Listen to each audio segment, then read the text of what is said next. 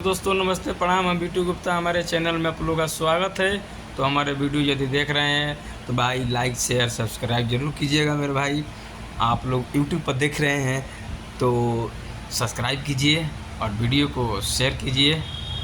Facebook पर देखते होंगे भाई तो फॉलो कीजिएगा। हमारे वीडियो या फ़ोटो जो भी जा रहा है आप लोग शेयर कीजिए ताकि हमारा ही मनोबल बढ़े। तो आप लोग कैसे हैं अपना बताइए। हम तो ठीक है, आप लोग स्वस्थ होंगे मस्त होंगे, अपने काम में व्यस्त रहिए भाई। इधर उधर घूमने का कोई ज़रूरत नहीं है। अपना खाइए अपना कमाइए और अपने काम में व्यस्त रहिए।